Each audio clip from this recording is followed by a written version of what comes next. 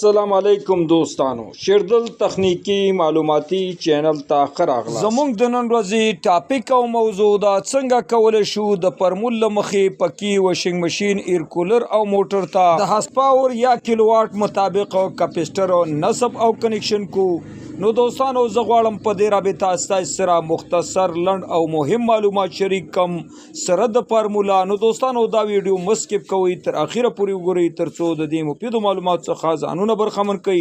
نو دوستانو راځو د رننګ کپسټر د نصب کولو فارمول ته.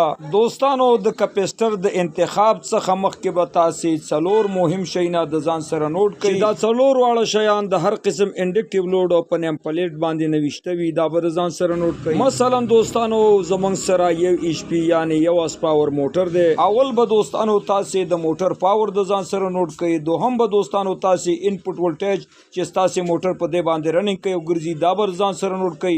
دریم به تاسو دوستانو د موټر فریکوئنسي د ځان سره نوٹ کړئ او څلورم به دوستانو تاسو د موټر ایفیشنسي د ځان سره نوٹ کړئ. د دې نه وروسته بیا دوستانو راشئ د رننګ کپسټر فارمول ته. مثلا دوستانو زمونږ سره یو ایچ پی یعنی یو اس پاور موټر دی چې د کیلو واټ مساوي کیږي د 246 واټه سره. نو راځو دوستانو د رننګ کپسټر د انتخاب کولو فارمول ته.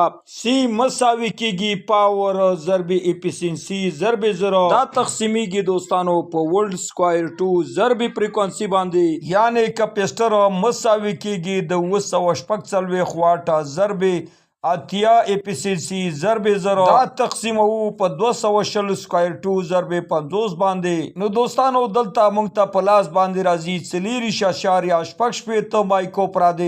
نو دوستانو د یو ایچ پی یعنی 246 واټه موټر کپسټر مساوي کیږي د 25 مایکرو فراد سره. نو دوستانو تاسو کولای شئ یو ایچ پی یعنی یو اس پاور موټر ته چې دا مساوي کیږي د 246 واټه سره د ته 25 مایکرو فراد کپسټر نصب او کنیکشن کوي او خپل موټر بیا په نورمال ډول باندې وچلوي. نو دوستانو د دې فارمول په واسطه باندې تاسو کولای شئ هر قسم انډکټیو برقي وسایل ته لکه پکې واشنګ ماشین، ایر کولر، موټر او داسې نور د رننګ کپسټر انتخاب کوي او ورته نصب او کنیکشن کوي. نو دوستانو دا زموږ د نن ورځې ټاپک او موضوع.